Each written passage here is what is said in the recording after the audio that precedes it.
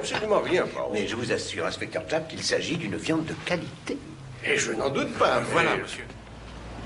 Et j'aurais préféré du collier de mouton. Et du collier de mouton? Ah, non, non, non, non, non. Non, inspecteur Japp, le collier de mouton est un morceau qui se mange sans doute à Highworth, mais on en trouve rarement dans notre région. Non, non, non, non. Puis-je vous suggérer un morceau de filet mignon, cuit à point, avec une sauce béarnaise? Bon, filet mignon. Très bien, monsieur. Madame Japp sera-t-elle absente encore longtemps? Et encore une semaine. Mais j'aurais dû être en vacances moi aussi, Poirot. Mais dans ce cas, comment se fait-il que vous ayez annulé votre départ en congé? Et tous les congés ont été annulés. À cause des manifestants de Jarrow. Il y en a 200 qui marchent sur Londres. Aussi, le gouvernement a dû prendre des mesures. Ah, ouais. Mais après tout, inspecteur Japp, ça vous laisse une chance de goûter à nouveau aux joies de la vie de célibataire. Je ne sais pas si on peut vraiment parler de joie. Monsieur, ça vous fera 6 shillings. Je vous demande pardon? 6 shillings pour un morceau de viande, ça représente 3 jours de mon budget de nourriture. Pour le comité de soutien des manifestants, Ah, attendez-moi un instant. vous pouvez donner quelque chose pour notre comité de soutien? Désolé, je ne peux pas. S'il vous plaît, messieurs, dames, pour les manifestants de Jarrow, faites un petit geste. Ah, vous lisez l'article au sujet de Sir Arthur Stanley. Oui. C'est bien lui qui est à la tête des manifestants de Jarrow, n'est-ce pas? Oui, c'est exact. Je l'ai rencontré un jour. C'était il y a 10 ans environ. Seriez-vous par hasard un de ses admirateurs? Mais non, pas exactement. Je ferais bien de rentrer, Poirot. J'ai encore du ménage à faire. Ah, mais, inspecteur Japp, est-ce que vous avez pensé à votre dessert? Ce n'est pas grave, Poirot. Je crois que je me passerai de dessert.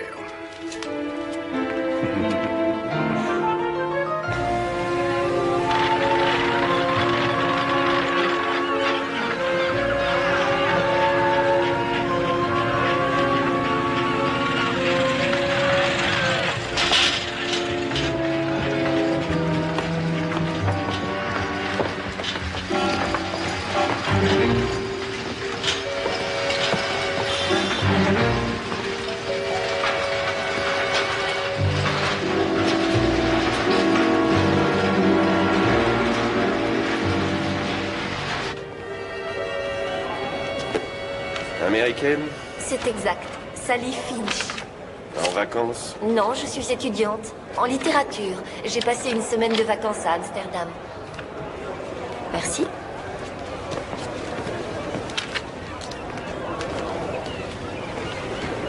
C'est bien moi, Leonard Bateson. Je vous remercie.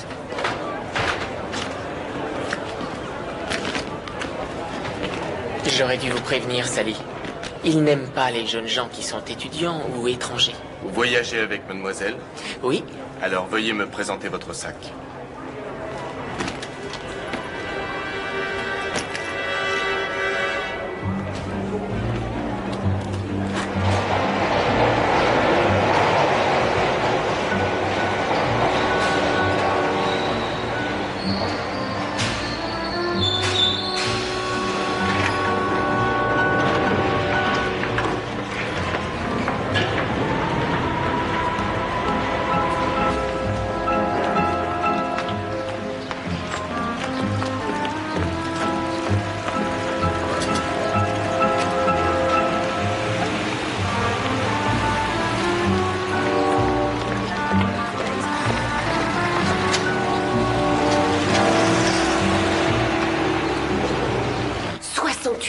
Mitchell. C'est le nombre de chômeurs à Jarrow. Où se trouve Jarrow? Mais voyons, c'est pour cette raison qu'ils ont organisé cette marche.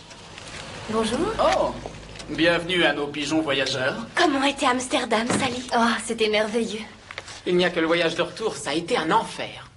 Ils ont bien failli m'arrêter pour contrebande. Contrebande de quoi? D'une centaine de cigarettes. C'est peut-être pour ça que la police est venue ici, alors. La police?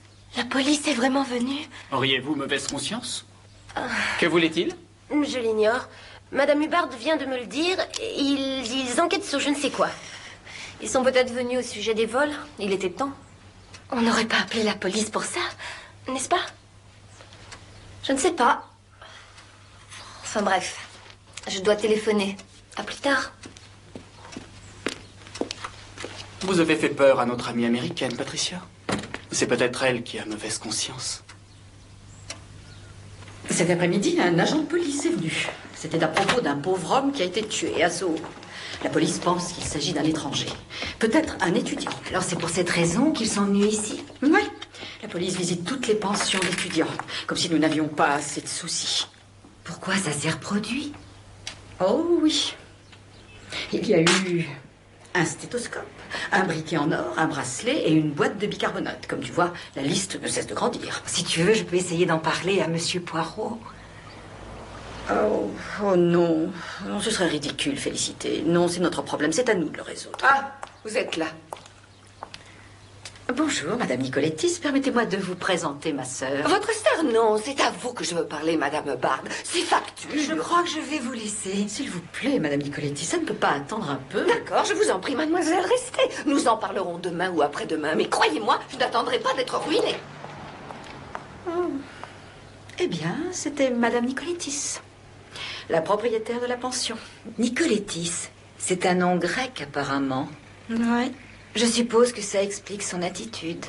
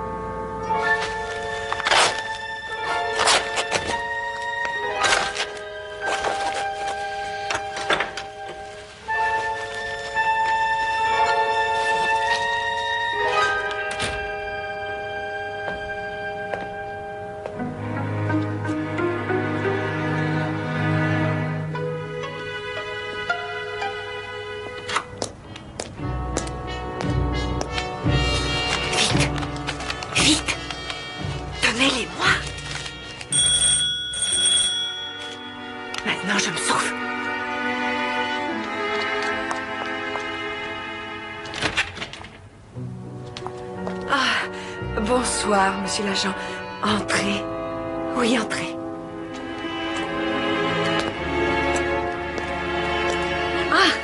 Bonsoir, monsieur l'agent. Entrez, je vous en prie. Les jeunes gens vous attendent, si vous voulez bien me suivre.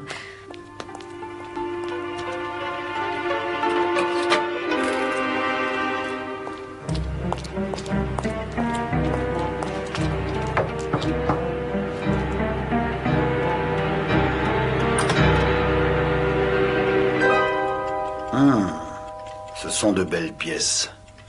Les plus belles qu'on ait reçues. Christina, que se passe-t-il? Je suis morte de peur, Georgios. Cette fois, j'en ai assez. Vous avez peur? De qui? De la police? Non, pas de la police. Je ne contrôle plus la situation.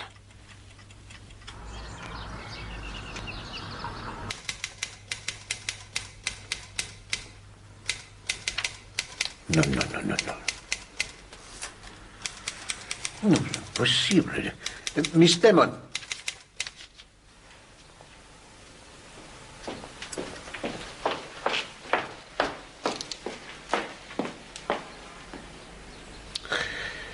Miss Lemon. J'ai relevé 3 fautes dans cette lettre, Miss Lemon.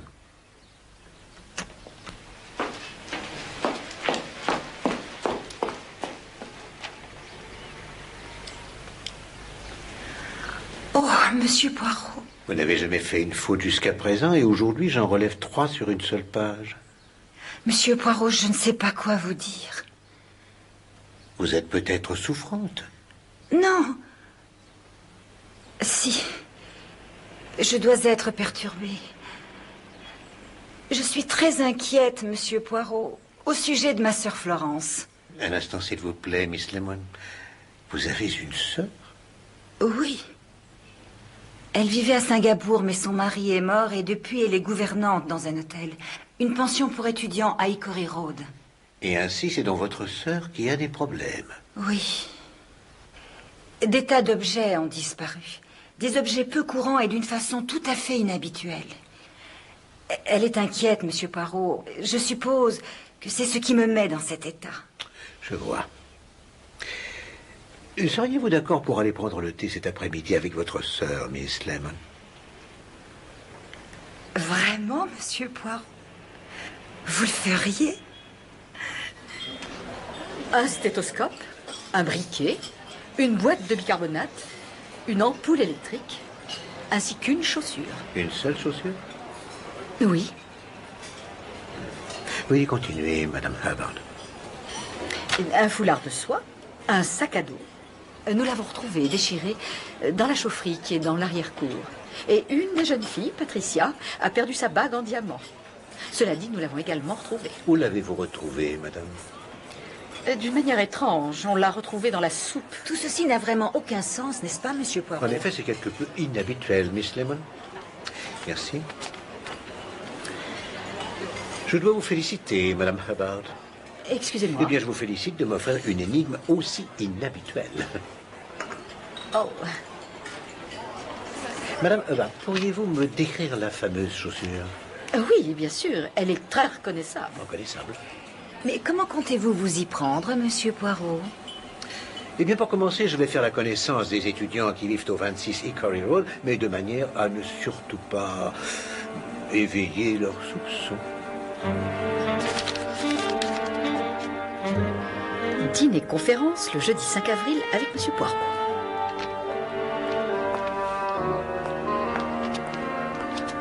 Madame Hubbard, qui est ce monsieur Hercule Poirot? Monsieur Hercule Poirot, Madame Nicolettis. C'est le fameux détective privé. Un détective privé, ici, dans mon hôtel? Ça intéressera énormément nos étudiants. Vous n'y voyez pas d'objection, n'est-ce pas? Non, je ne vois aucune objection à la venue de monsieur Poirot. Vous viendrez également, Patricia? Oui. Oui, je viendrai. Non. Vous ne comprenez pas, Célia.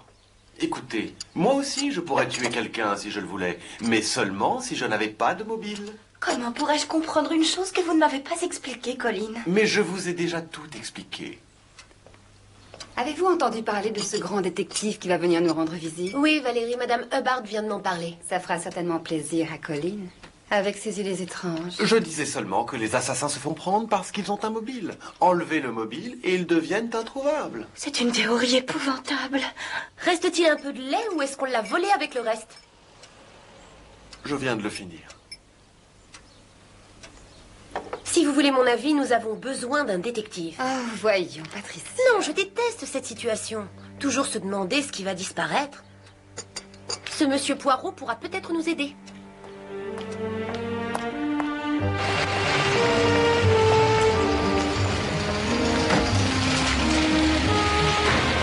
Transport londonien, objet trouvé.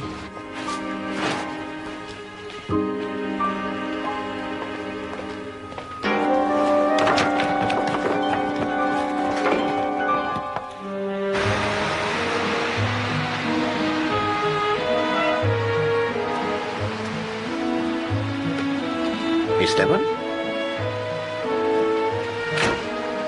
2 shillings, monsieur. Voilà, merci.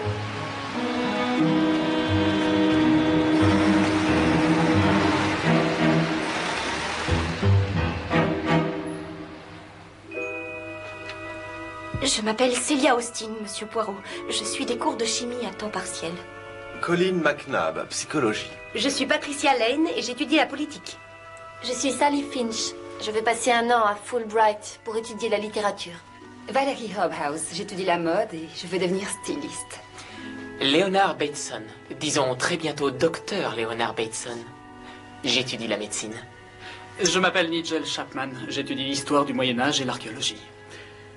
Bien, si toutes les présentations sont faites, nous pourrions dîner parce que je meurs de faim. Allez-vous nous parler de la criminalité, Monsieur Poirot? Après le dîner, oui. Telle était bien mon intention. Vous savez, Colin pense qu'il ferait un très bon détective. Ou un bon criminel. Pourquoi pas? Si vous aviez compris la psychologie des criminels comme je l'ai comprise, vous pourriez tuer quelqu'un en étant sûr de ne jamais vous faire prendre. Quelle effroyable théorie. Oui, en effet. Mais cette théorie est fausse. Pourquoi? Nos petites cellules grises enregistrent tout ce qu'elles voient.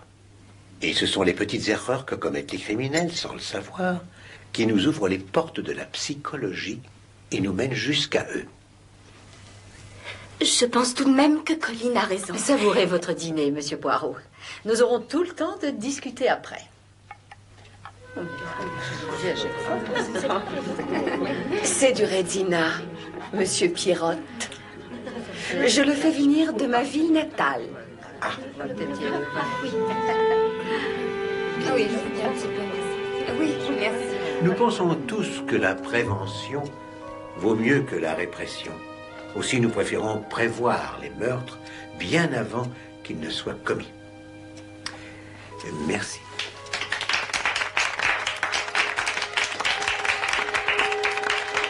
Bien, si quelqu'un veut poser des questions. Oui, j'ai une question. Ce que j'aimerais savoir, c'est... Quelle est la véritable raison de votre venue ici ce soir? Léonard, voyons. Je vous en prie, Madame Hubbard, vous avez arrangé ce dîner à la dernière minute avec Monsieur Poirot et tous mes camarades. Vous êtes ici pour mener une enquête, n'est-ce pas, Monsieur Poirot? Il n'y a pourtant pas eu de crime ici. Non. C'est au sujet des vols, n'est-ce pas? C'est pour ça que vous êtes ici. Oui. C'est la raison de ma présence parmi vous, mademoiselle. Eh bien, si j'avais su... Qu'il s'agisse de Monsieur Poirot ou de la police, nous devons faire quelque chose. Oui, mais que pouvons-nous faire? Nous espionner les uns les autres? Non. Mais ça peut commencer par la restitution d'un objet à sa propriétaire. S'il vous plaît, Miss Lemon.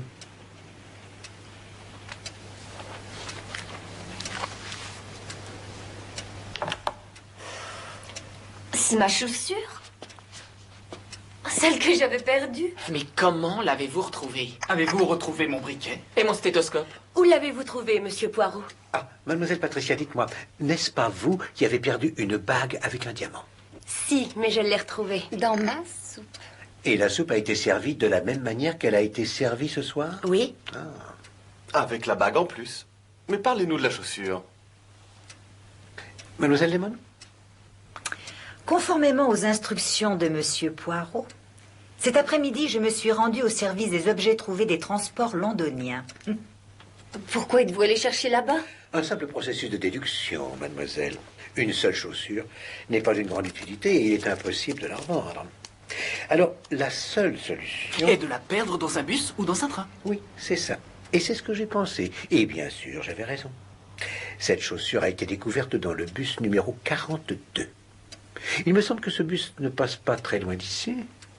Ce bus va à l'hôpital? Ah, bien, ça réduit le nombre des suspects. J'étudie la médecine et je prends ce bus tous les jours. Voyons, Léonard, vous n'êtes pas le seul. Je prends également ce bus.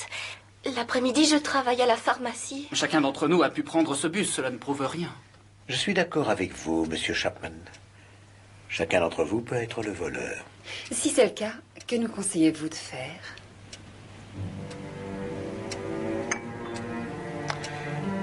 Il y a quelque chose à Hickory Road qui ne me plaît pas et qui me cause quelques craintes. Le sac à dos qui a été découvert en lambeaux, ce n'est pas du tout normal. Si vous voulez mon avis, je vous le donne. Avertissez la police. Tout de suite, madame. Il n'y a pas une seconde à perdre.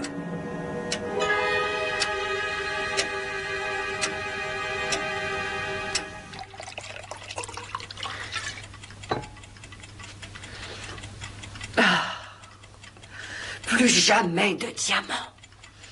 Je ne veux plus en entendre parler. Cet homme, Poirot, Il est très dangereux. il n'a rien à voir avec nous, on peut continuer tranquillement. Non, Georgios, ce sont mes affaires, vous entendez? C'est moi qui en dicte les règles. Alors dites-moi qui travaille pour vous, de quoi vous avez peur? Non, il vaut beaucoup mieux que vous ne sachiez rien. C'est mieux pour vous.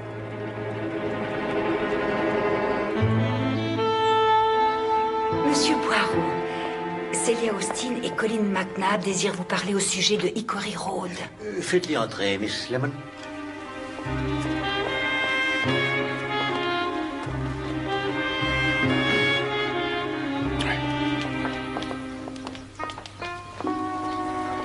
Monsieur Poirot, il fallait que je vous parle. Après ce que vous avez dit hier soir... Mademoiselle Celia, Monsieur McNabb, asseyez-vous, je vous prie.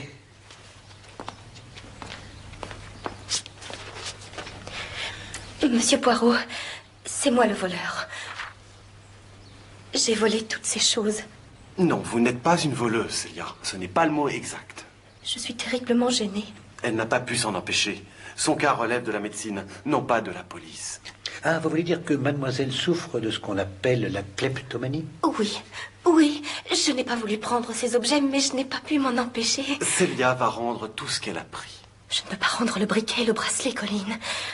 Je les ai jetés dans un égout, mais j'en achèterai d'autres. Dites-moi, mademoiselle, qu'avez-vous fait du stéthoscope? Où l'avez-vous mis? Je n'ai pas pris le stéthoscope. Je n'ai jamais rien volé d'aussi onéreux. Mais vous avez pourtant volé la bague en diamant de mademoiselle Patricia, n'est-ce pas? Oui, mais c'était une erreur. Quand j'ai vu qu'elle avait de la valeur, je l'ai rendue. Celia m'a tout raconté après votre départ la nuit dernière. Et je l'ai trouvée très courageuse.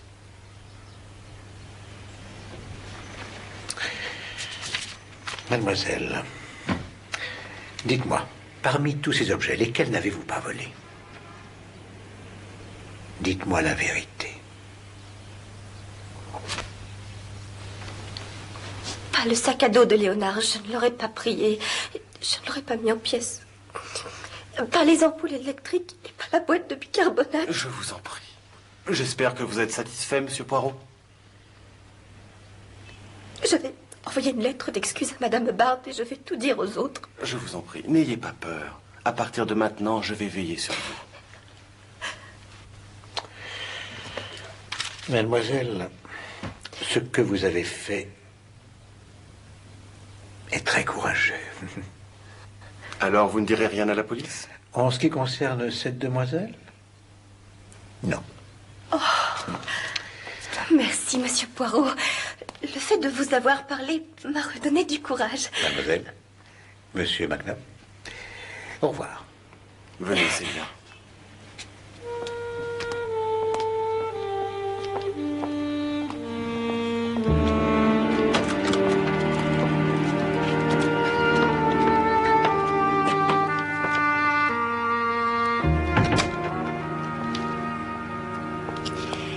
Vous savez, Monsieur Poirot, je crois que nous venons d'assister à la naissance d'une histoire d'amour. Eh bien, Miss Lemon, de nos jours, ce sont les vies dissolues et les complexes qui rapprochent souvent les jeunes gens. Eh bien, Florence sera ravie d'apprendre que tout est réglé. Tout est réglé, Miss Lemon? Non. Je crains que ce ne soit que le commencement.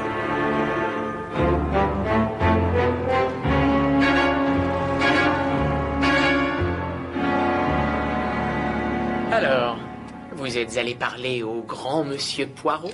Oui, il a été très gentil avec moi. Vous aussi, d'ailleurs. Je ne l'oublierai jamais. Oh, mais voyons, Celia, Colin nous a tout expliqué. Ce n'était pas votre faute. Vous n'avez causé absolument aucun tort. Eh bien, parlons de mon sac à dos, il est inutilisable. Ce n'était pas moi, Léonard. Et je n'ai pas pris votre stéthoscope non plus. Je vous ai dit que... Alors, qui a pu faire ça? Ce n'est pas à moi de vous le dire.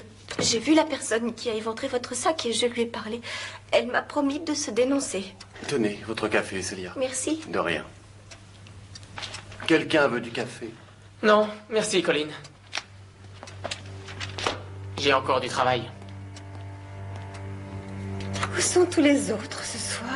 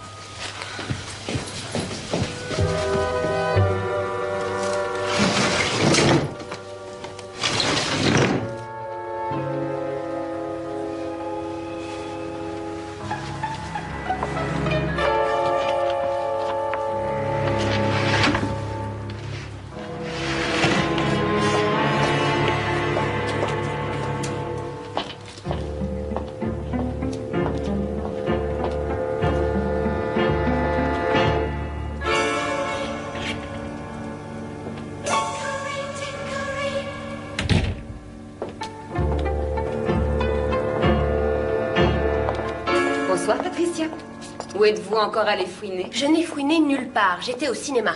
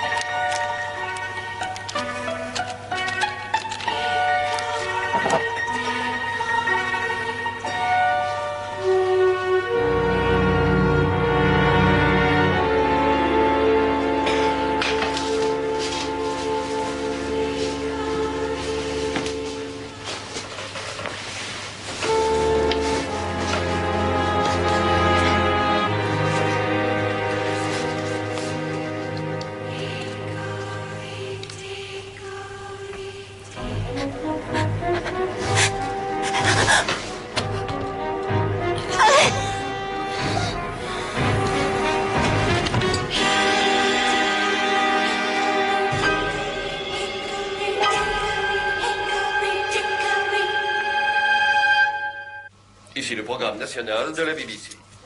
Voici les nouvelles. La nuit dernière, les marcheurs de Jarrow sont arrivés à Bedford. Ils ont reçu un accueil chaleureux de la part du maire au nom de sa ville et un service religieux spécial a été célébré pour soutenir leur cause. Les marcheurs sont attendus à Londres dans 3 jours pour une grande manifestation à Hyde Park. Ils en profiteront pour présenter une pétition de 12 000 signatures au Premier ministre. Oui, j'écoute. Présentant cette pétition, les manifestants espèrent ainsi faire respecter... Bon, j'arrive tout de suite. D'après leur porte-parole, ils sont prêts à tout pour obtenir satisfaction auprès du gouvernement.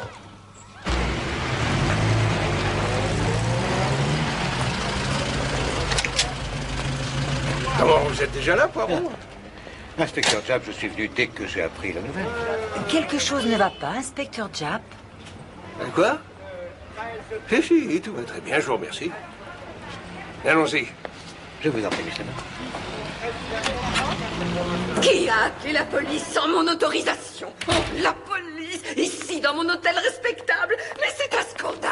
Ah, je vous en prie, Madame Nicolettis. Désolé, mais c'est l'affaire de la police, Madame Nicolettis. Porotte! Vous, tout ceci est votre faute. Vous venez dans mon hôtel et vous effrayez ces jeunes gens avec toutes vos accusations. Et maintenant, est-ce que vous voyez le résultat? Je vous en prie, Madame Nicolettis, vous feriez mieux de monter. Laissez-moi tranquille. Calmez-vous, venez rester avec moi très cher. Je suis désolée. Pourquoi ce détective est-il venu dans mon hôtel? Je vous en Tout prie, est sa montez. faute. Ce genre de papier, c'est bien celui dans lequel on emballe les somnifères, n'est-ce pas? Qu'en pensez-vous? Morphine? Exactement. Ainsi, Celia Austin était une kleptomane. Elle vous l'a avoué et elle est morte. Oui. Aurait-elle pu se suicider? Les somnifères ont été échangés contre le poison. Elle n'a laissé aucune lettre. Non, je ne pense pas, inspecteur Japp. Mais qui aurait pu la tuer? Et pourquoi? Poirot. Regardez par ici, inspecteur Japp, il y a une sortie de secours.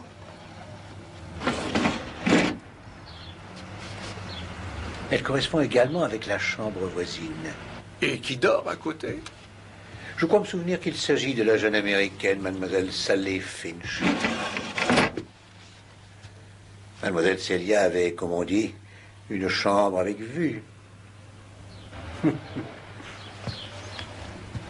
J'ai du mal à croire que mademoiselle Celia Austin ait été kleptomane. Et pourquoi dites-vous ça? Si vous voulez mon avis, tous ces vols d'objets ont été commis dans un but bien précis, inspecteur Japp. Et dans quel but? Imaginons que mademoiselle Celia ait eu des sentiments très forts pour un homme qui soit un passionné de psychologie, mais que cet homme l'ignore. Ah, vous voulez parler... comment s'appelle-t-il déjà? Colin McNabb. Oui. Eh bien, voyons ce qu'il a à nous dire. Ainsi, vous voulez dire que Celia n'aurait commis ces vols que pour attirer mon attention?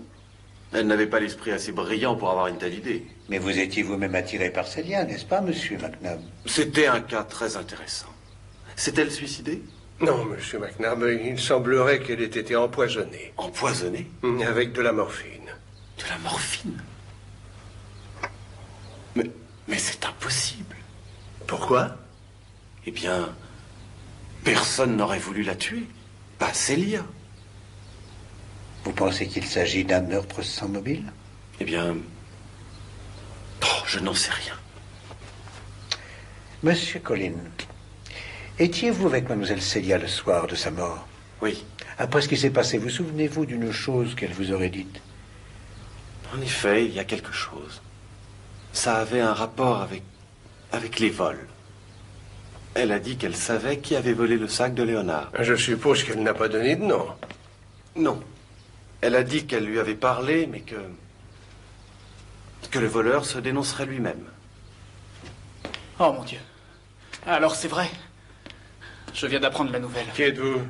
Nigel Chapman, j'habite ici. Vous êtes étudiant? Oui. Comment est-ce arrivé? Ils disent qu'elle a été empoisonnée, Nigel. Avec de la morphine. Empoisonnée? Donc tout n'a pas marché comme vous l'espériez, n'est-ce pas, monsieur Poirot? Savez-vous qui pouvait souhaiter la mort de mademoiselle Austin? Non. Il ne s'agit pas d'un suicide. Monsieur Nigel, qui était à l'hôtel la nuit dernière? Nous étions tous là, excepté Patricia qui est rentrée plus tard. Il pense que quelqu'un est entré dans sa chambre pour mettre le poison. Dans sa chambre? La nuit dernière? Auriez-vous par hasard quelque chose à nous dire, monsieur Nigel? Eh bien oui.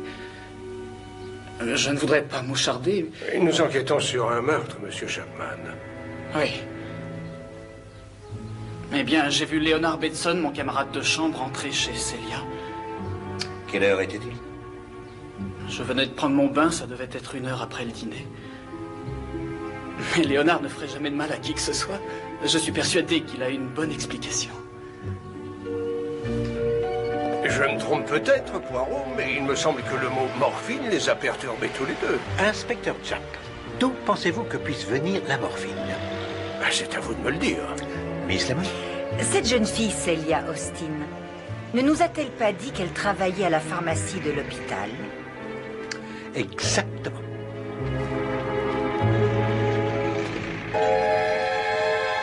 Oui, vous avez raison. J'ai du mal à comprendre. En effet, il nous manque un flacon de morphine tartrate. Et quand a-t-il disparu? C'est impossible à dire. Nous n'en utilisons pas très souvent. On a pu le prendre n'importe quand durant les 3 derniers mois, depuis notre dernier inventaire. Mais l'accès à la pharmacie est bien entendu sélectif. Absolument. Il y avait Célia, ainsi que 2 autres pharmaciennes, et moi-même, bien entendu. Et les médecins? Et quelques médecins utilisent la pharmacie comme raccourci. Mais je les connais tous. Célia aurait-elle pu prendre la morphine elle-même? Mais oui, c'est possible. Mais Célia était très scrupuleuse. Elle n'aurait jamais fait ça. Parlez-nous de ses amis. Venait-il lui rendre visite? En effet, elle avait un ami qui venait lui rendre visite. Mais il ne venait pas de l'extérieur, c'était un de nos étudiants. Pouvez-vous nous donner son nom? Betson. Léonard Betson.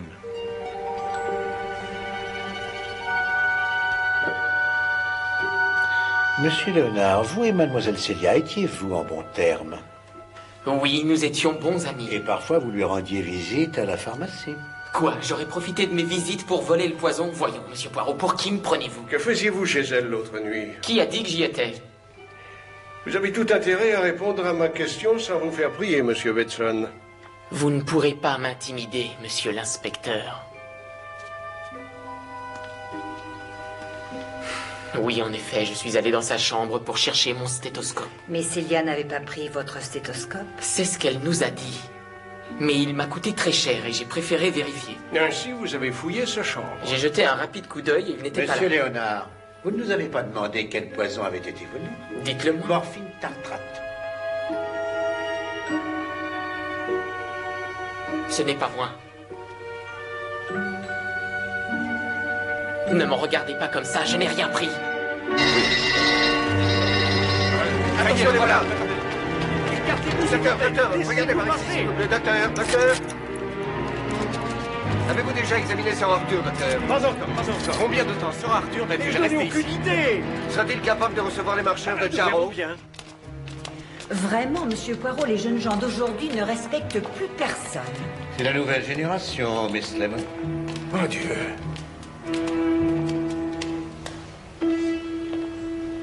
Non, mais cette jeune fille est mademoiselle Patricia. Non, pas elle. L'homme à qui elle parle. Je le connais.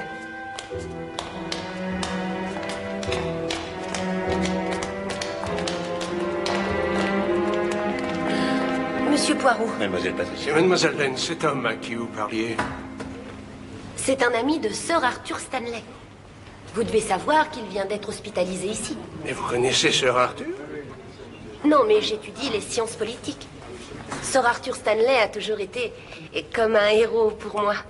Il a changé la politique britannique. Mais pourquoi cette question? Non, pour rien. Mademoiselle, vous avez sans doute entendu parler de la mort de Celia Austin. Oui. Je reviens de Hickory Road. Madame Bard me l'a appris.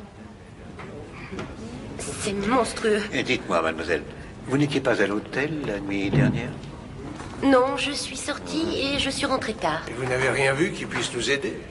S'il y a une chose, j'ignore si ça peut vous aider, mais à mon retour, j'ai vu quelqu'un qui sortait par une fenêtre, par l'escalier de secours. Un escalier de secours? Je ne voudrais nuire à personne. Mademoiselle Lane. D'accord. C'était Sally. Sally Finch. J'ai toujours trouvé cette fille un peu étrange. C'est elle que j'ai vue. J'en suis sûre. Savez-vous où on peut la trouver?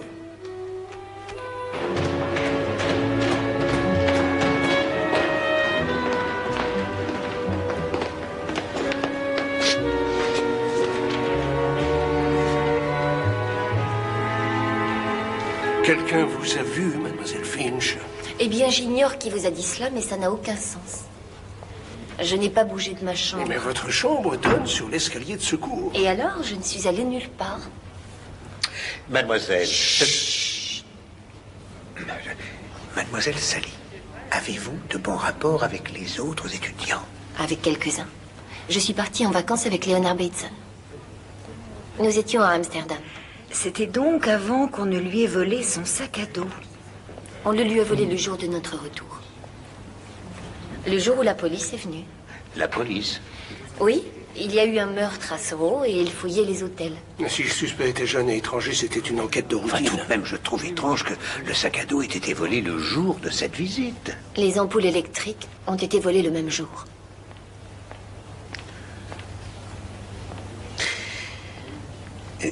Mademoiselle Sally, je crois me souvenir que vous étudiez la littérature. C'est exact. Et je vois que vous étudiez Joan Keats. Oui, c'est ma spécialité. Attendez un peu. Et comme une femme mourante, maigre et pâle, qui titube et chancelle, enveloppée par des milliers de voiles. Ah, vous connaissez Keats?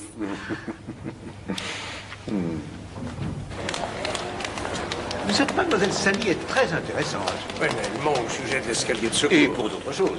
Elle prétend être experte dans l'œuvre de John Keats. Et les phrases que je lui ai citées... étaient tirées de Shelley.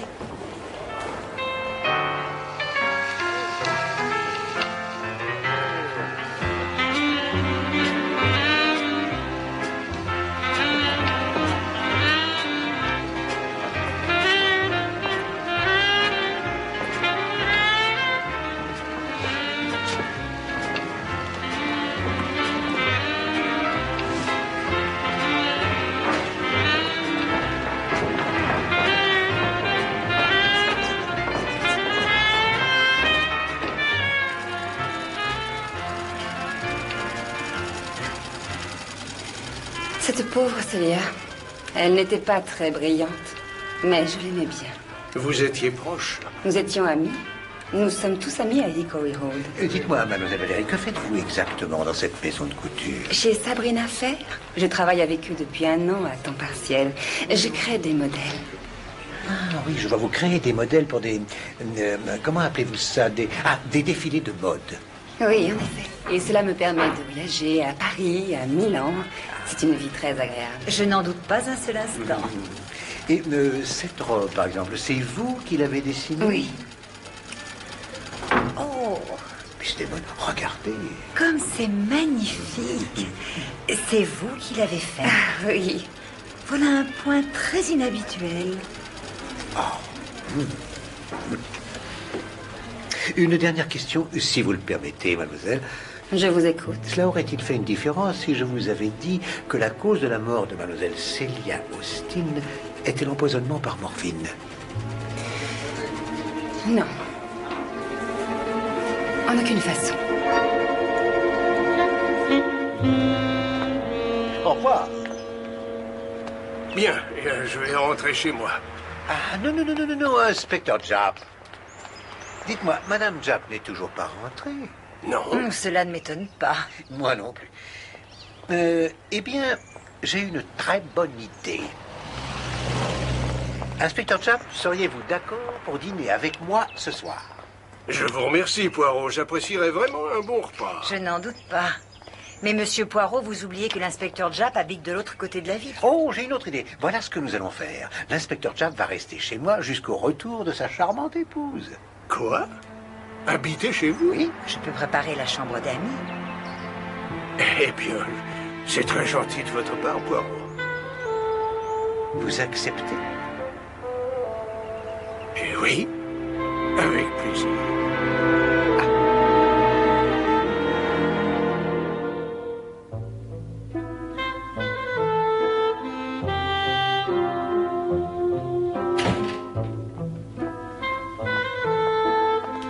Alors, vous êtes bien installé, inspecteur Japp? Eh oui, merci, Poirot. Je l'ai installé dans la chambre du fond. Quelle délicieuse odeur. Merci. C'est mon assiette de saveur. C'était une spécialité de ma mère lorsque j'étais encore étudiant. S'il vous plaît, Miss Lemon. C'est très gentil de votre part, monsieur Poirot. Inspecteur Japp. C'est quoi cette chose dans la salle de bain, Poirot? C'est-il? Oui, cette sorte de baignoire pour les pieds. Ah, le bidet. Ah, un bidet. Oui, il y a une sorte de fontaine au centre. À quoi ça sert? Oh, c'est un élément décoratif. J'ai failli prendre une giclée dans l'œil quand je l'ai ouvert. Et il vaut mieux éviter de vous en servir, inspecteur Japp. Oui, il est cassé. J'apporte le repas. Ben, ça fait un moment que j'attends cet instant, Miss Lemon. Vous ressemblez à un homme qui n'a pas dîné depuis des jours, inspecteur Japp. Cette chose dans la salle de bain... Oh, nous n'allons pas ennuyer Miss Damon avec des petits problèmes de plomberie, inspecteur Japp. Et maintenant, mon assiette de saveur. Voilà.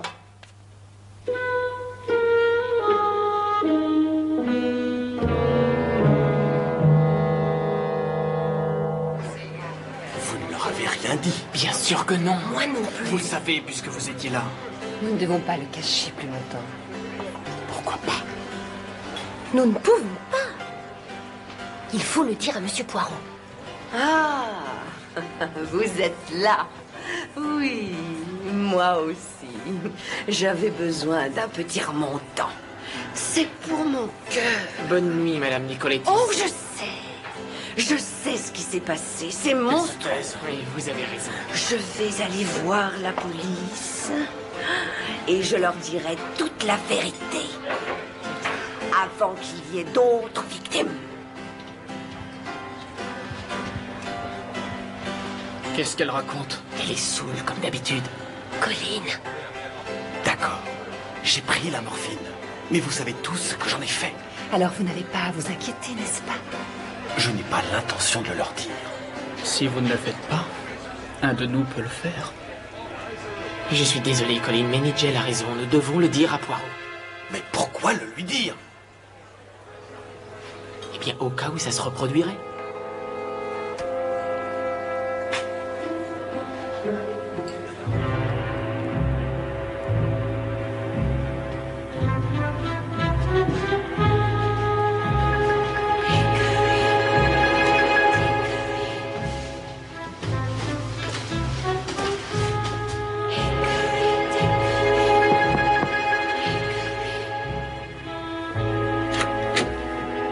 Ah, c'est vous.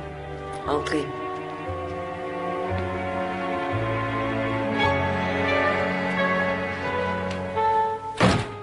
À cause de vous, tout va très mal à présent. Pourquoi avez-vous fait une chose pareille? Ça ne faisait pas partie de nos plans. Mais pourquoi avez-vous fait ça? Cette fille, Célia, c'est la dernière. Je vais aller tout raconter à la...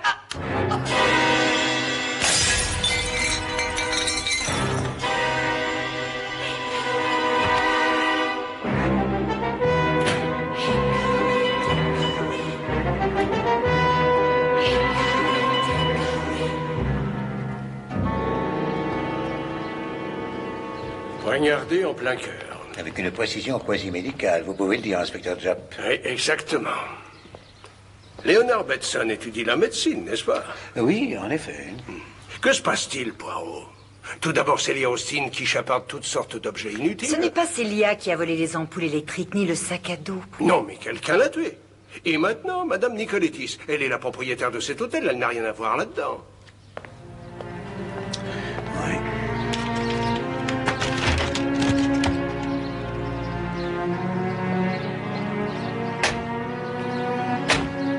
Il y a quelque chose à Hickory Road, quelque chose derrière ces deux morts que nous ne voyons pas. C'est le milieu de la nuit. L'hôtel est fermé de l'intérieur. Madame Nicoletis ouvre sa porte à la personne qui frappe chez elle. Alors vous pensez qu'il s'agit d'un des étudiants? Oui, ça semble évident. Oui. Mais lequel d'entre eux?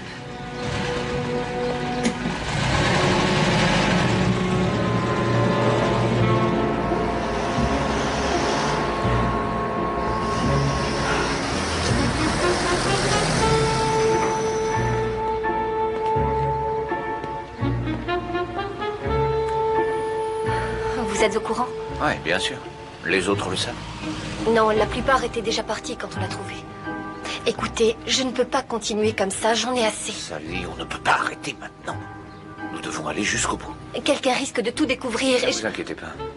Personne ne sait rien. Vous avez pensé à ce détective, Monsieur Poirot? Oubliez ce monsieur Poirot. Je m'occupe de lui. Ça vaudrait mieux. C'est promis. Je le ferai.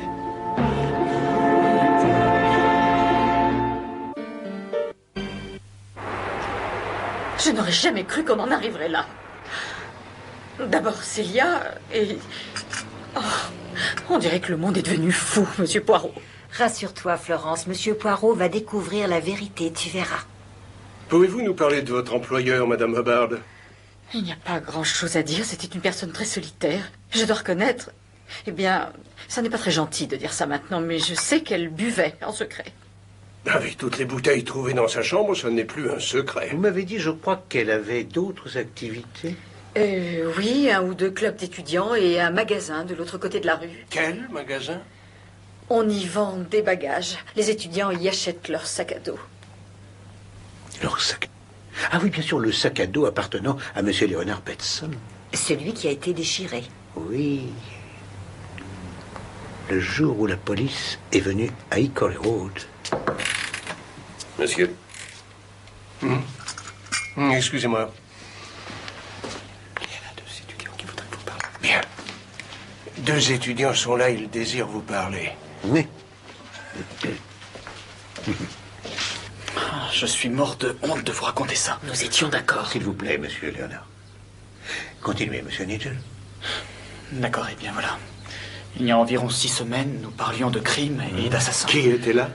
Ah oui, bien sûr. Nous étions tous là. Léonard, Patricia, Célia, moi, tous les locataires. Colin nous a parlé de sa théorie selon laquelle on peut tuer quelqu'un sans se faire prendre. Et aujourd'hui, c'est arrivé. Oui, il m'a également parlé de cette théorie.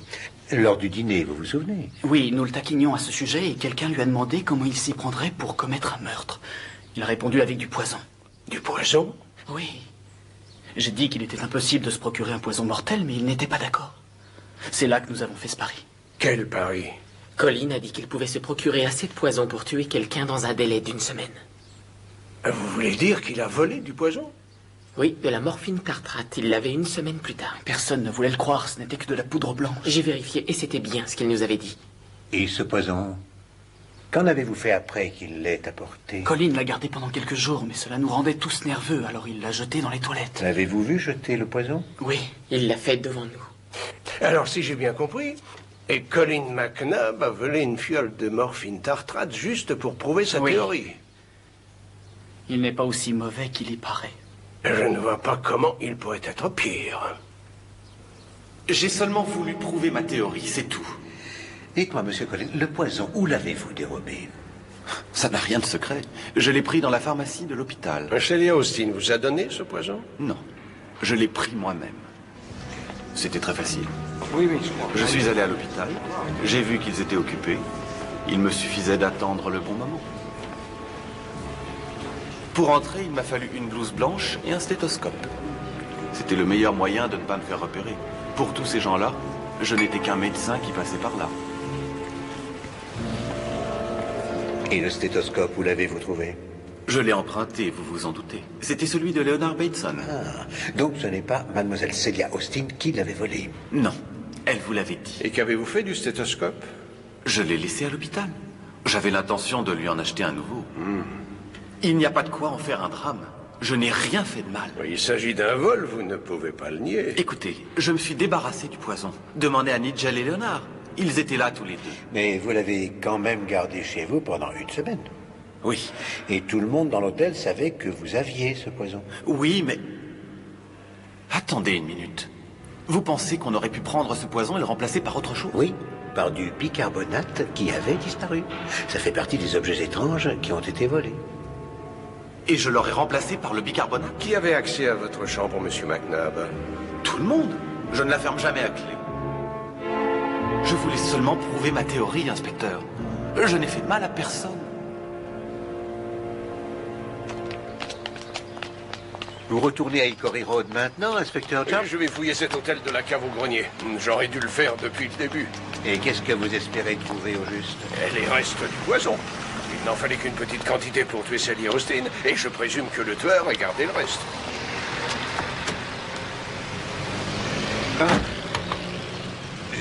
L'interrogatoire de M. Colin McNabb nous a permis de comprendre pourquoi le bicarbonate et le stéthoscope ont été volés.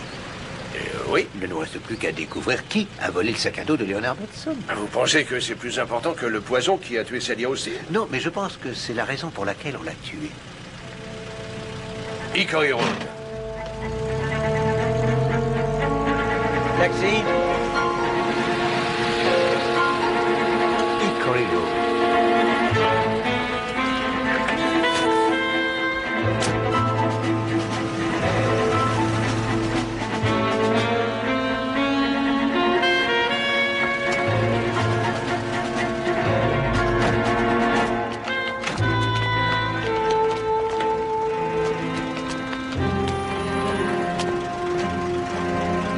Vous voulez bien m'attendre, s'il vous plaît? Oui, monsieur.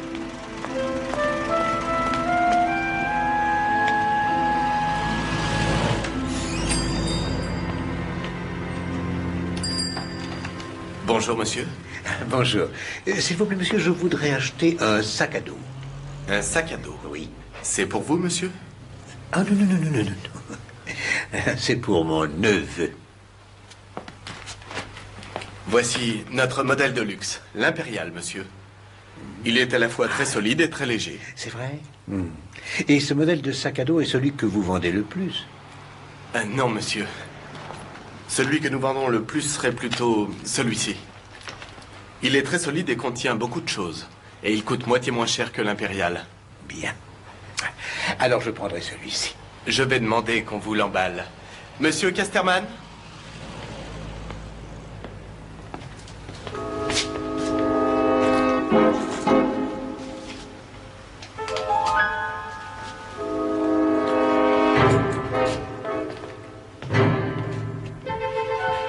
Vous n'avez pas le droit de faire ça. Si vous m'aviez parlé du vol du poison, mademoiselle Hobaou, je n'aurais pas eu à agir ainsi. J'avais d'excellentes raisons pour ça, monsieur l'inspecteur. Tout comme Celia Austin et mademoiselle Nicolettis par la même occasion. Vous auriez pu y penser.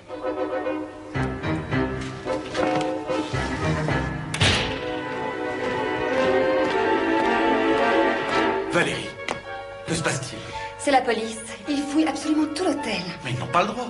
Ils ont retourné toute ma chambre et à présent, c'est la vôtre.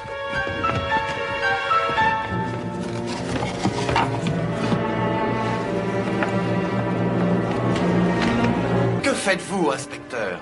Ah, monsieur McNabb, vous arrivez au bon moment. Quoi? Pourquoi? Et le poison que vous avez volé, la morphine tartrate, vous disiez l'avoir jeté. Je l'ai fait. Alors, comment expliquez-vous ça? Qu'est-ce que c'est? Vous savez très bien ce que c'est, monsieur McNabb. Non.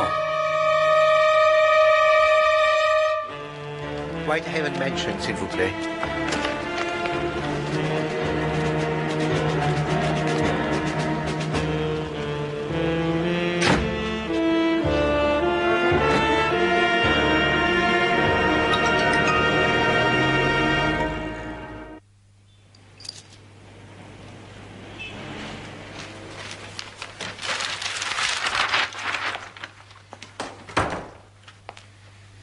Ah, bonjour, inspecteur Job. Avez-vous bien dormi? Non, très mal. Mais après l'arrestation de McNabb, vous auriez dû dormir comme un pépé. Et en fait, Poirot, c'est à cause du chauffage central. Mais les radiateurs étaient ouverts à fond. Eh bien, justement. Avez-vous lu les gros titres? Les marcheurs de Jarrow. Oui, ils disent que Sir Arthur est trop souffrant pour les rejoindre. Vous m'avez dit que vous aviez rencontré Sir Arthur Stanley. Oui. C'était dans le cadre de votre travail? Oui. Sir Arthur Stanley est peut-être un héros populaire, le défenseur des travailleurs. Mais il y a 10 ans, il a assassiné sa femme. Plaît-il? Oui. Et sa femme est morte de la même manière que Celia Austin. Je vais vous raconter ce qui s'est passé.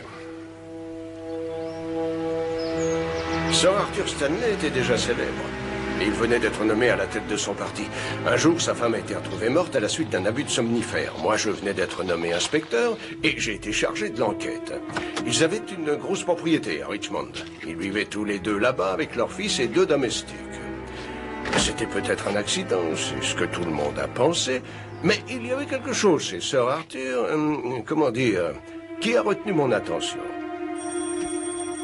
Qui était dans la maison avec votre épouse hier soir, Sir Arthur? Non, écoutez, j'ai déjà répondu à toutes ces questions, inspecteur. S'il vous plaît. J'étais là, bien entendu, ainsi qu'une servante et mon fils. J'aimerais leur parler, monsieur. La servante est ici, mais j'ai préféré éloigner mon fils. Il n'a que 16 ans, c'est encore un enfant et il est bouleversé. Nous sommes tous bouleversés.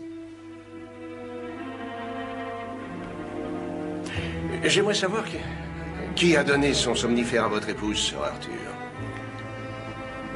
Inspecteur, mon épouse a pris son somnifère elle-même. C'est elle qui l'a dosé?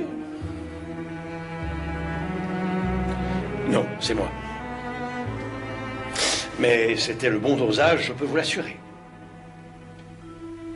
Alors, comment expliquez-vous ce qui s'est passé? Ça n'est pas très difficile. Elle a pris une première dose, mais trop tôt sans doute. Elle a oublié qu'elle l'avait prise et elle en a avalé une autre. C'est un accident. Je n'avais jamais entendu une telle histoire de toute ma carrière. J'étais sûr qu'il cachait quelque chose. Mais on ne m'a pas laissé le temps de savoir quoi. Est-ce que vous savez ce que vous faites, Jack? Il s'agit de Sir Arthur Stanley, ce n'est pas n'importe qui. On n'enquête pas sur un homme tel que lui sans avoir une excellente raison. Et pour autant que je sache, vous n'en avez aucune. Sir Arthur Stanley avait des amis bien placés au Parti travailliste et dans la police. On m'a retiré l'affaire. C'était un accident et il n'y avait rien à ajouter. Mais je savais que j'avais raison et je suis revenu à la maison une dernière fois. Je ne savais pas ce que j'allais y trouver, mais je peux vous dire une chose, Poirot. Ce que j'y ai découvert valait de l'or. Sir Arthur parlait avec son avocat, un certain monsieur Endicott. Je devais le faire. Je n'avais pas le choix. Je sais, Sir Arthur. Et pensez-vous que vous tiendrez? Je ne sais pas, Endicott. Je n'en sais rien. Cher ami, promettez-moi, n'en parlez jamais. Donnez-moi ce papier. Oui. Je n'en revenais pas moi-même. Ces deux-là étaient complices. Et c'est ce monsieur Endicott que vous avez vu hier à l'hôpital? Oui. Je n'ai jamais oublié son visage. À votre avis, que contenait la lettre qui lui a été remise? Je n'en sais rien. Une preuve de la culpabilité de Sir Arthur, peut-être. Mais aussi sûr que 2 et 2 font 4, il avait tué sa femme. Mais quel mobile Sir Arthur aurait-il eu pour commettre ce meurtre? L'argent. Lady Stanley était une femme très riche.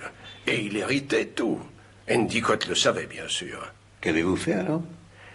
Je n'ai rien pu faire. Je n'étais pas censé être là. Je ne pouvais pas prouver ce que j'avais vu et entendu, je n'avais plus l'affaire.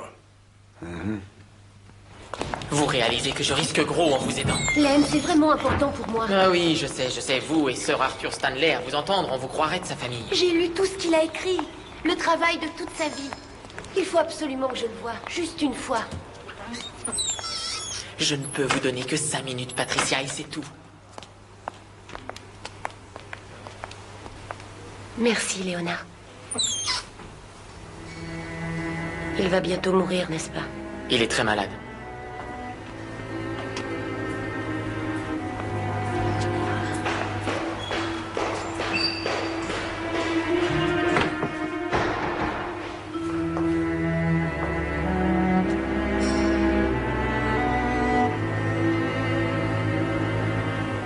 Qui êtes-vous? S'il vous plaît, monsieur. N'ayez pas peur. Je suis une de vos plus grandes admiratrices, Sir Arthur. Je voulais prendre de vos nouvelles.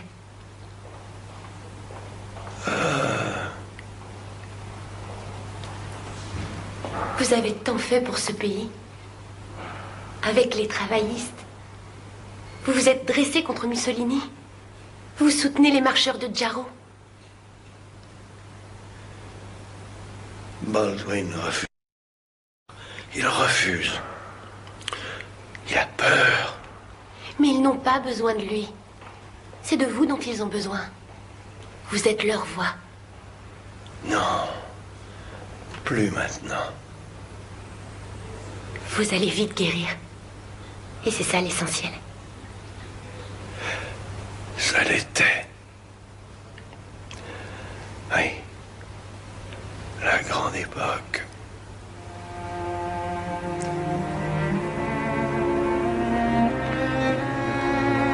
Mais c'est de l'histoire ancienne.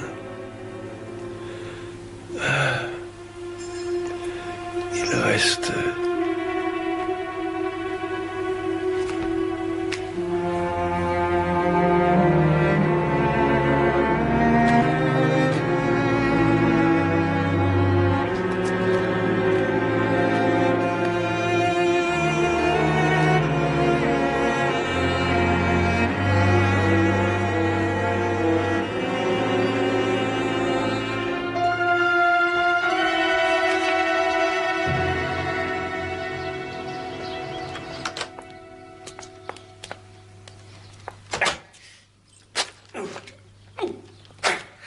Monsieur Poirot?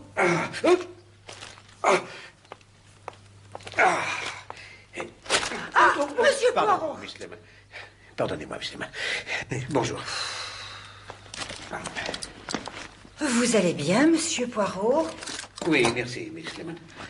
Je suis en train de m'apercevoir que découper un sac à dos réclame pas mal de force. Ça y est. Qu'est-ce que c'est?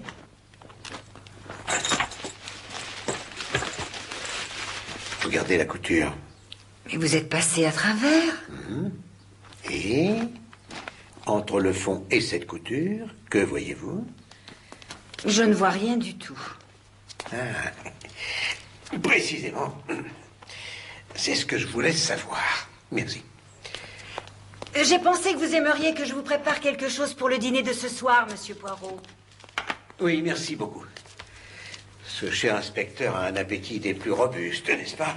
Je suis d'accord avec vous, monsieur Poirot. Donc, merci. 19h30, comme d'habitude. Je serai de retour dans 1 heure.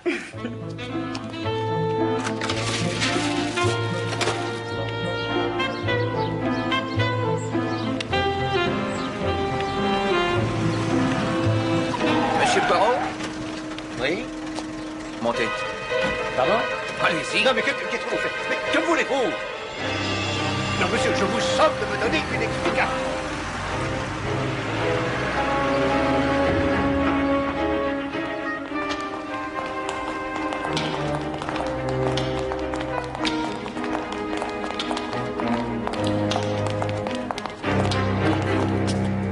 Après vous, monsieur Poirot.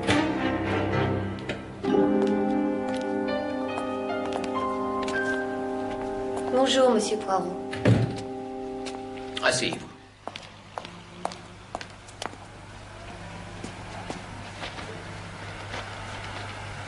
Je m'appelle John Casterman.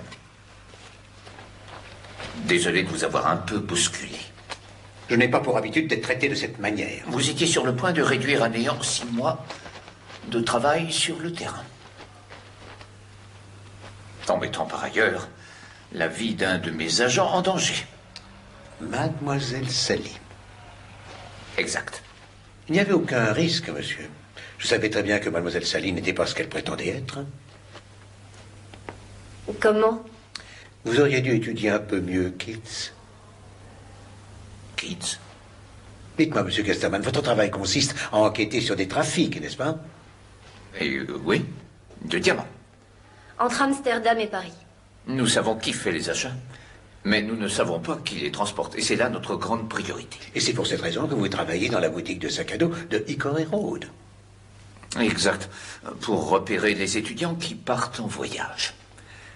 Nous pensons que ce sont eux qui transportent les diamants. Le problème, c'est que nous ignorons qui ils sont. Je serais tenté de dire qu'ils transportent ces diamants sans le savoir. Je ne comprends pas très bien. Il y a des petits détails qui m'ont étonné à propos des sacs à dos. L'un étant qu'ils ne sont pas chers. Ensuite, j'ai moi-même procédé au découpage d'un de ces sacs à dos. Et savez-vous ce que j'ai découvert? Quoi? Dans le fond des sacs, il y a une cachette. Un compartiment secret dans lequel les diamants peuvent être dissimulés sans que le porteur du sac en ait connaissance. Vous voulez dire que les diamants sont transportés par des gens qui ignorent qu'ils les ont? C'est ça. Mais Leonard Bateson a eu un de ses sacs à dos, monsieur Poirot. On lui a volé et découpé. Oui, et je pense que c'est cela qui a entraîné les 2 catastrophes qui ont suivi cet événement. La mort de Celia Austin et de madame Nicolettis. Oui. Au fait, monsieur Poirot, concernant cette madame Nicolettis, il y a quelque chose qui peut vous intéresser. Ah, vous la soupçonniez d'être la tête pensante de ce trafic? Nous ne la soupçonnions pas, nous le savions. C'est son cousin, Georgios Nicolettis, qui achète la marchandise. Ah, c'est parfait. Madame Nicolettis est propriétaire de la boutique de sac à dos et grâce au club et à la pension pour étudiants, elle avait de nombreux clients potentiels. Mais pourquoi l'a-t-on tuée? Mais parce qu'elle connaissait l'identité de l'assassin de mademoiselle Celia Austin. Et son plan ne prévoyait pas de meurtre. Elle aurait donc paniqué et menacé de dénoncer le tueur. Qui cela peut être? Lequel d'entre eux est l'assassin? Lequel d'entre eux? Ah. L'assassin est la personne qui a été obligée de faire disparaître les ampoules. C'est typique de la répression des fraudes. Ils travaillent toujours sans s'occuper des autres. Et M. McNabb est maintenu en détention? Oui, il a tout de même volé de la morphine. Et il a cette stupide théorie sur les meurtres sans mobile. Donc vous pensez que M. McNabb a tué mademoiselle Celia Austin pour prouver sa théorie? Vous savez, ces psychologues sont pour la plupart plus malades que leurs patients.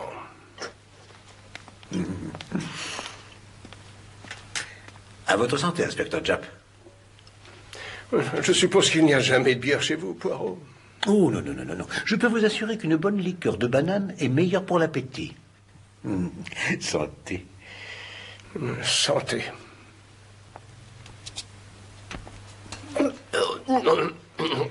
Avez-vous faim, inspecteur Japp? Ça, vous pouvez le dire, Miss Lemon. J'ai passé la journée à rêver d'un bon dîner. Alors je crois que vous allez être très heureux. Qu'est-ce que c'est? Et des filets de sole pochés dans du lait accompagnés de légumes vapeur. Ah. Je ne connais rien de meilleur que cela pour la santé. Vous avez sûrement raison. La seule lemon, celle qui étonne.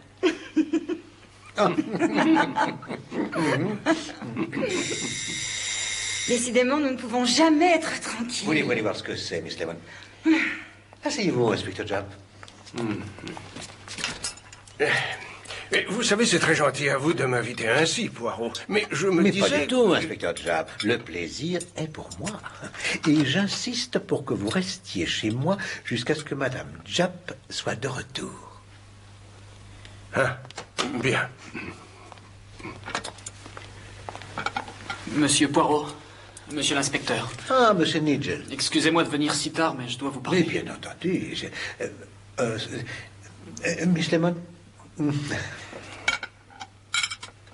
je vous en prie, asseyez-vous.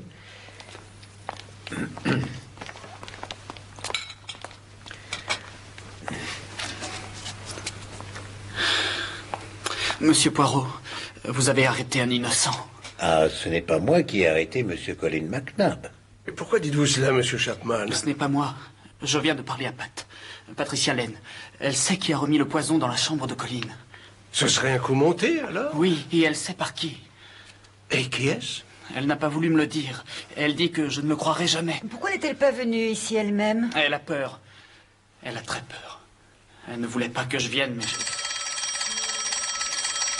Miss Lemon? Oh, qu'est-ce que c'est encore?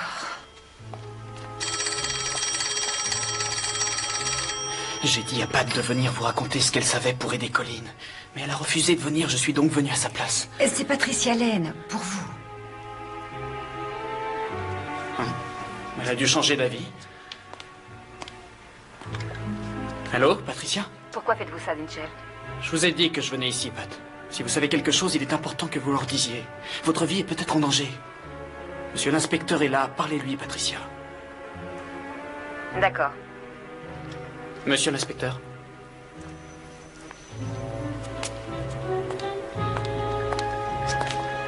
Allô, mademoiselle?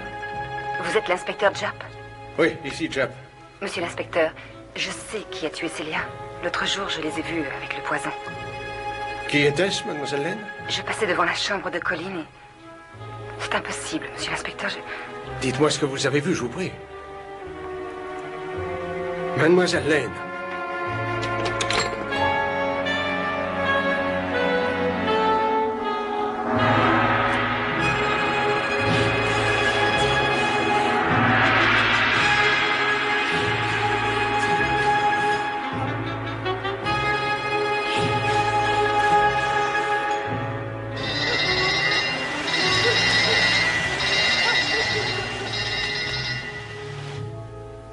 Pourquoi n'est-elle pas venue avec moi?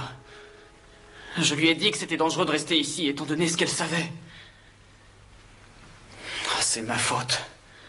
J'aurais dû l'obliger à venir. Inutile de vous culpabiliser ainsi, monsieur Chapman.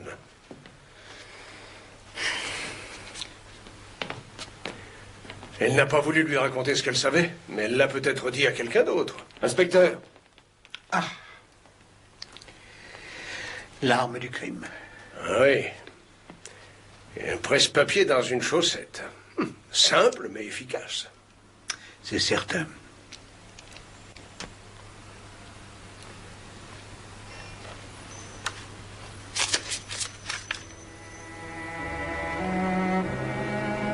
Regardez, inspecteur Japp. Mais faites attention, il y a un peu de sang. C'est Sir Arthur Stanley. Avec son épouse et son fils. Oui, mais qu'est-ce que ça fait là? Tiens, il y a autre chose. Quelque chose de coincé sous l'ongle. Un cheveu. Un cheveu roux. Leonard Bateson. Oui, je suis resté ici. Non, je n'ai rien entendu. Et qui d'autre était ici, monsieur Bateson? Je n'en sais rien. Madame Bard était au premier. Je crois que Valérie devait se trouver ici aussi. Dites-moi, monsieur Léonard, quand avez-vous vu mademoiselle Patricia pour la dernière fois? Nous nous sommes vus ce matin. Elle est venue à l'hôpital. Savez-vous pourquoi? Oui, elle voulait voir Sir Arthur Stanley. Stanley? Elle vous a demandé votre aide? Oui.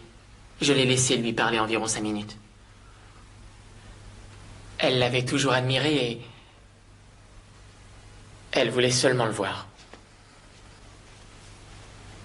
Inspecteur, c'est sans doute de Sir Arthur Stanley qu'elle détenait cette photographie. Une petite minute, Poirot. Essayez-vous de me dire que tout cela a un rapport avec Stanley? Mais c'est vous qui avez dit que c'était pareil. La mort de Lady Stanley et le meurtre de mademoiselle Celia Austin ont des similitudes, non? Oui, je sais bien. Est-il sur votre liste de suspects? Sir Arthur Stanley? C'est impossible. Ah oui, bien sûr. Vous n'êtes pas encore au courant. Sir Arthur Stanley est mort. Il est mort en début d'après-midi.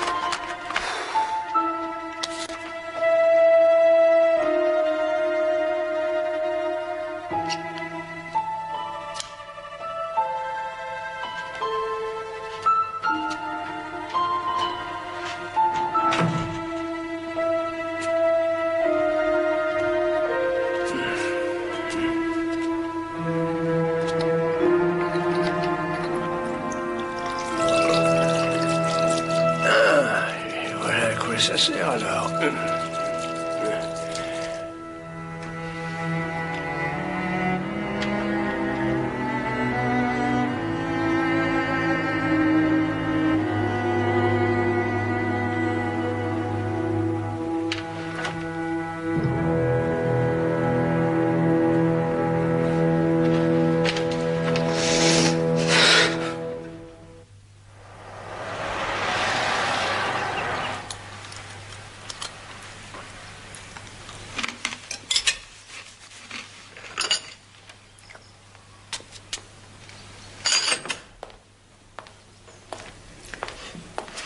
Bonjour, inspecteur Japp. Avez-vous bien dormi? Oui, avez-vous passé une bonne nuit? Oh, non, pas du tout. J'ai eu un mal fou à m'endormir. J'y suis arrivé qu'après m'être rafraîchi avec votre bidule. Ah, le bidet? Je peux me joindre à vous? Je meurs de faim. Oui, bien sûr. Vous êtes affamé de connaître la vérité, inspecteur Japp. Mais soyez rassuré, les petites cellules grises de Poirot ne dorment jamais non plus.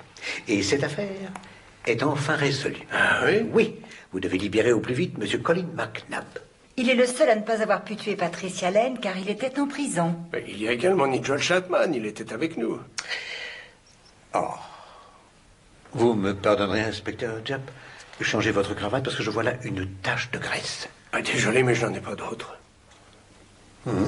Je peux vous prêter une cravate de Monsieur Poirot? Ah, monsieur... Non, ça va aller. Bon. Auriez-vous du bacon et des œufs chez vous, Poirot? Non. Non, à cette heure de la matinée, non. Et il n'est plus temps pour faire les œufs au bacon. Il est l'heure, inspecteur, de conclure cette affaire.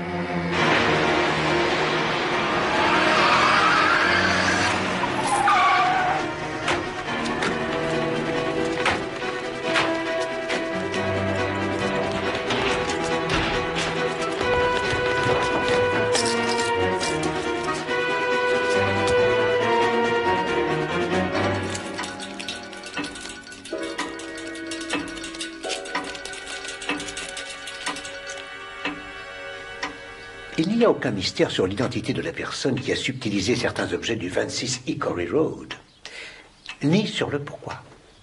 Mademoiselle Celia Austin me l'avait elle-même avoué en présence de M. McNabb. Elle prétendait être atteinte de kleptomanie. Mais c'était en vérité pour attirer l'attention de M. McNabb qu'elle s'était lancée dans cet exercice. Je continue à dire que c'est ridicule. C'est vrai. Célia n'aurait jamais pu avoir cette idée toute seule. Non, bien sûr que non. Je suis persuadé que l'idée lui en a été suggérée. Suggérée? Par qui? Par la même personne qui s'est occupée de la réapparition de la bague en diamant qui appartenait à mademoiselle Patricia Lane. Mais on l'a retrouvée dans la soupe de Valérie. N'importe qui a pu la mettre là. Ah non, non, non, non, non. J'en ai pour preuve ce que j'ai observé lorsque j'ai dîné ici. Madame Hubbard a préparé et apporté la soupe pour le service. Et j'ai constaté alors que pour que la bague se retrouve dans l'assiette de mademoiselle Valérie, seules 2 personnes auraient pu l'y mettre. Madame Hubbard et mademoiselle Valérie elle-même. Et si ça avait été moi? Alors vous auriez reçu la bague des mains de mademoiselle Célia. Vous avez raison. Quoi? Oh, Colin. Célia vous courait après comme une dératée. Vous ne la regardiez même pas. Ce qui fait que je lui ai dit, McNabb ne s'intéresse qu'à ceux qui agissent de façon étrange. Faites-vous remarquer du psychiatre? Cela a très bien marché. Oui. Mais au départ, l'idée était de dérober des objets de peu de valeur. Oui, mais il est allé dans la chambre de Pat voler sa bague. Vu qu'elle était de grande valeur et que la police risquait d'être appelée. Oui. Alors, mademoiselle Célia vous a remis la bague pour la rendre à mademoiselle Patricia Lane. C'est tout à fait exact. Et c'est moi qui ai eu l'idée de la mettre dans mon assiette. Tout cela est très bien, Monsieur Poirot, mais cela ne nous dit pas qui a tué Célia, ni Madame Nicolettis, ni Patricia. Soyez patient, Monsieur Chapman, je vous en prie. Lorsqu'elle est venue me voir, mademoiselle Célia Austin a reconnu n'avoir commis que certains vols au 26 Hickory Road. S'il vous plaît, Miss Lemon. Elle a reconnu avoir pris la chaussure, le bracelet, un foulard en soie, un briquet, un livre de cuisine et la bague. Nous pouvons également éliminer le stéthoscope qui a été subtilisé par Monsieur Collins. Pardon? Len, je peux vous expliquer. J'avais l'intention de vous le rembourser. Il s'en est servi de façon très ingénieuse pour dérober la morphine dans la pharmacie de l'hôpital. Ça nous laisse 3 objets. Oui. Les 3 derniers. Maintenant, mesdames et messieurs, j'aimerais vous présenter Monsieur Casterman, qui pendant quelques mois a mené une longue enquête sur cette pension. Il a enquêté sur nous? Mais pourquoi? J'étais chargé de mener une enquête sur un important trafic, madame. Nous avions tout lieu de penser que madame Nicolettis faisait partie des trafiquants. Madame Nicolettis? Oh! Mais vous devez vous tromper de personne. Je ne crois pas, non.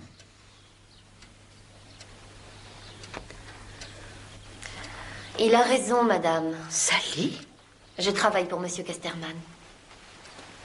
Sally? Je suis désolée. Mademoiselle Sally a été vue quittant l'hôtel par l'escalier de secours. C'est de cette manière qu'elle rejoignait Monsieur Casterman pour faire son rapport. Et en quoi consistait ce trafic? Des diamants. Ces opérations demandaient l'utilisation d'un type de sac à dos très particulier, dans lesquels était installé un compartiment secret. L'existence de cette cachette n'était pas connue même du porteur du sac. Et c'est l'un de ces sacs à dos qui est à l'origine et la cause du décès de mademoiselle Célia Austin. Ce jour-là, une nouvelle livraison de diamants était arrivée d'Amsterdam dans le sac à dos appartenant à monsieur Leonard Benson. Peut-être même que le policier chargé de venir à la pension a utilisé le meurtre de Soho comme prétexte à sa visite. Les diamants ont été récupérés et le sac à dos abandonné.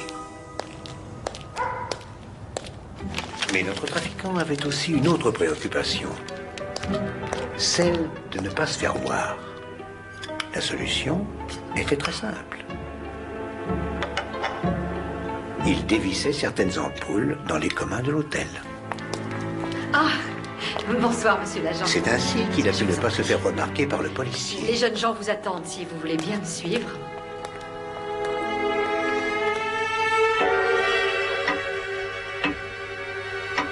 Mais malgré ces précautions, notre criminel n'était pas passé inaperçu.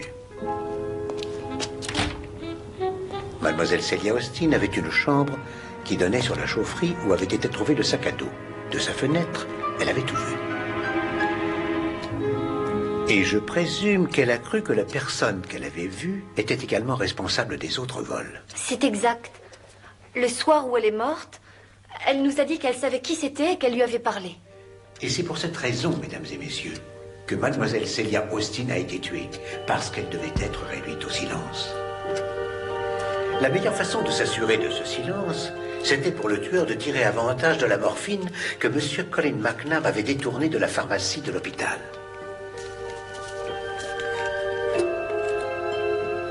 Il a été simple pour le tueur de pénétrer dans sa chambre et remplacer une dose de somnifère par une dose mortelle de morphine. Seigneur, alors c'est ma faute. Je n'aurais jamais dû la voler. Mais vous l'avez jetée, nous l'avons tous vue. Non. C'est une bouteille pleine de bicarbonate de soude qui a été jetée. Car la morphine avait été précédemment dérobée à M. Colin McNabb par une personne pensant en avoir bientôt l'utilité. Oui, mais vous l'avez retrouvée dans sa chambre. Exact, mais après le décès de mademoiselle Celia Austin. Car le poison a été remis dans sa chambre dans le seul but de l'incriminer. Je suis désolée, Monsieur Poirot, mais j'aimerais savoir une chose. Qui est le tueur? Nous avons affaire à deux crimes. Le trafic de diamants et le meurtre. Nous devons commencer par le trafic. Lorsque je me suis procuré le sac à dos dans la boutique dirigée par Madame Nicolettis, j'ai découvert qu'il y avait un compartiment secret dont on devait se servir pour cacher les diamants. Qu'est-ce que c'est? Regardez la couture. Mais vous êtes passé au travers. Les coutures étaient très particulières. Et c'est cette chère Miss Lemon qui avait attiré mon attention là-dessus précédemment. Oui. Voilà un point très inhabituel. J'avais immédiatement remarqué que les coutures du sac à dos avaient été faites par les mêmes mains.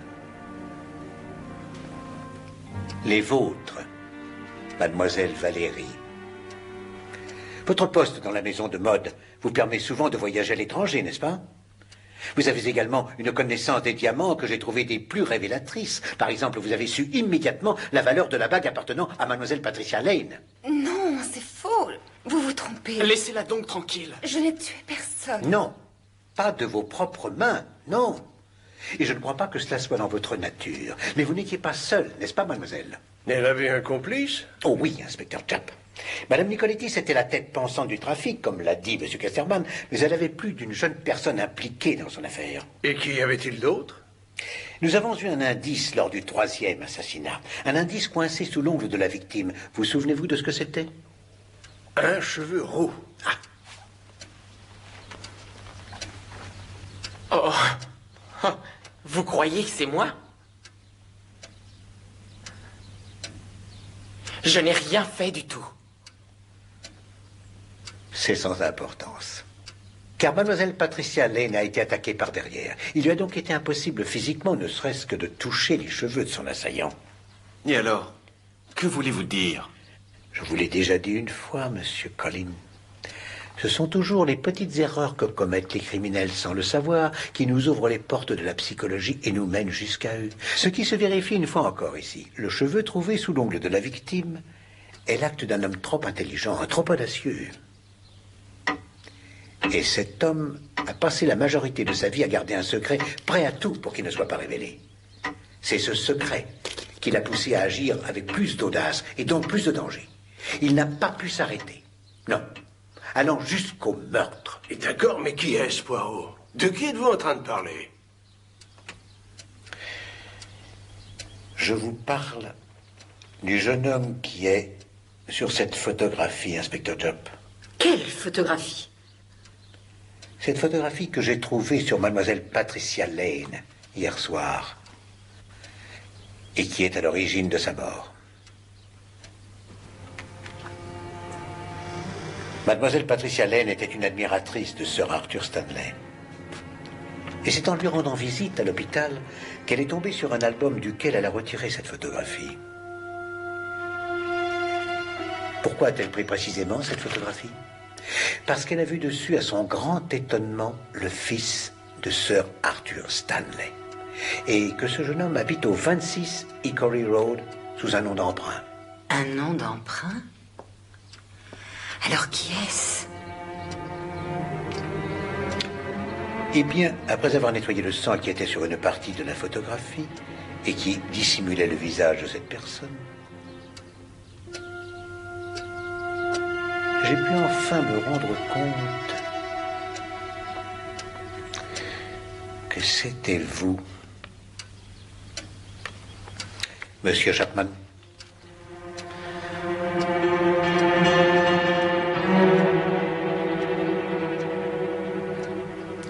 Niez-vous que votre véritable nom est Stanley?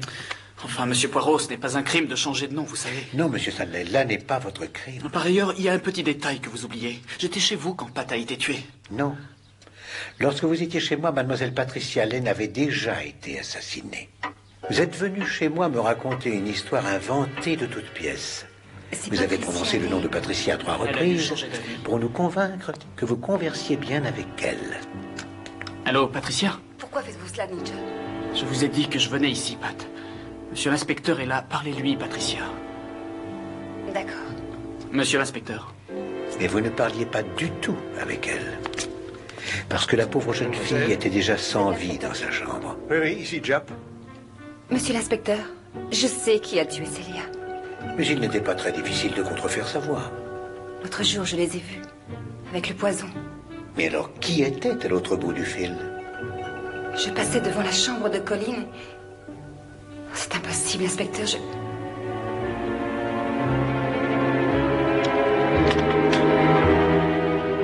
C'était votre complice, mademoiselle Valérie Hobhouse.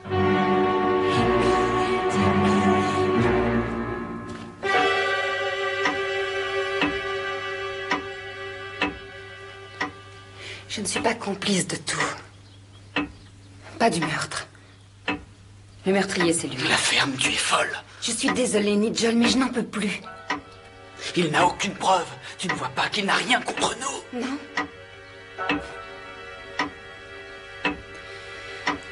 Je vais vous dire tout ce que je sais, Monsieur Poirot. Je vais faire une déposition. Ah! Mon Dieu, une souris!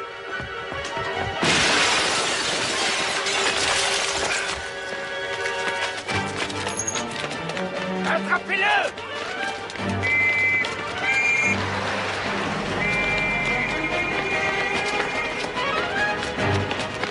Ne laissez pas s'enfuir!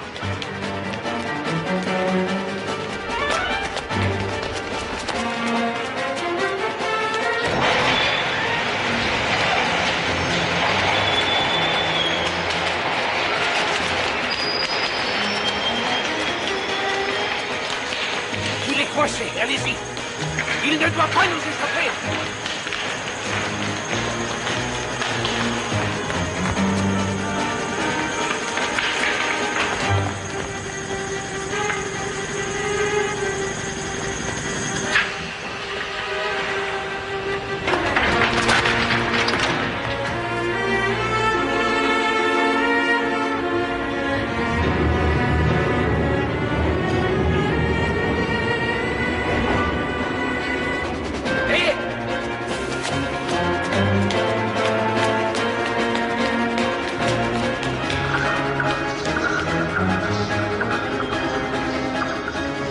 C'est bon, mon garçon, il ne peut plus t'échapper.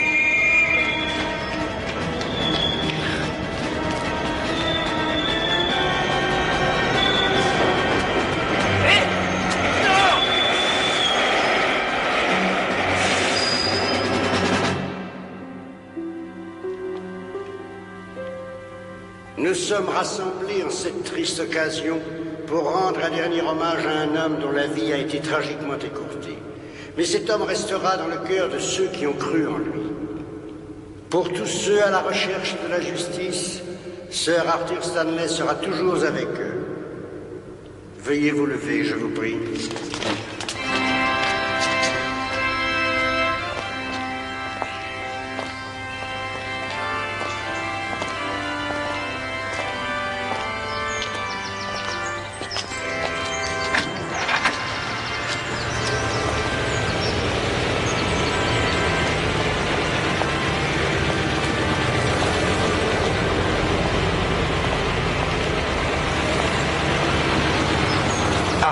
Monsieur Endicott.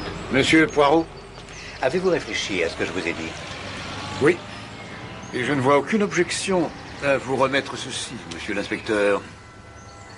C'est quoi? Ce sont des aveux, je crois. C'est exact. Les aveux de monsieur Nigel Stanley, qui a tué sa mère, Lady Stanley, en l'empoisonnant. Merci, monsieur. Il a tué sa propre mère. Ne soyez pas si choquée, madame. Mais pourquoi? Je lui avais volé de l'argent.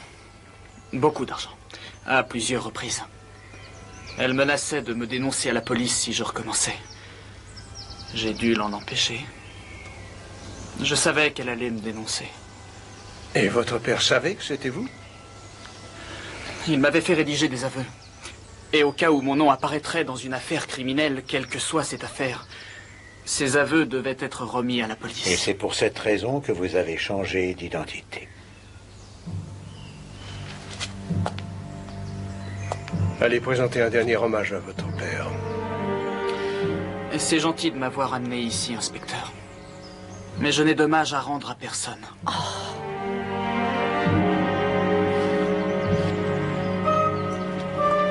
C'est vraiment très gentil à vous de m'inviter ici, inspecteur Japp.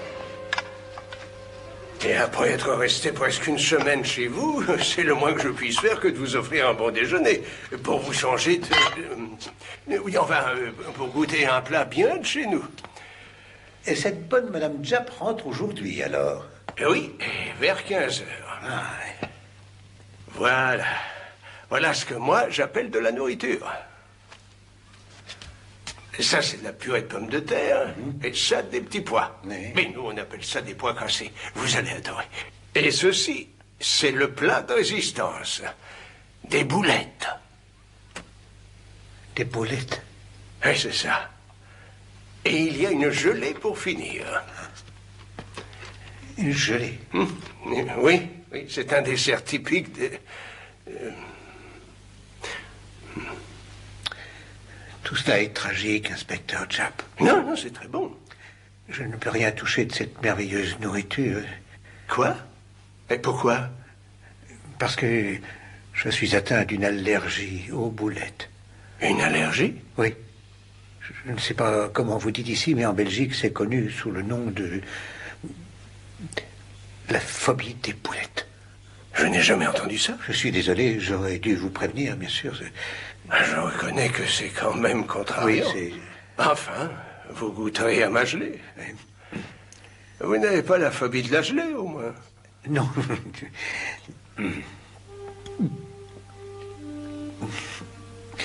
Un peu de fromage? Non, je vais voir ce que j'ai. Vous savez, un peu de camembert ou du brie, ça m'ira très bien. Merci. Rien ne vaut un bon fromage pour les souris. Oh,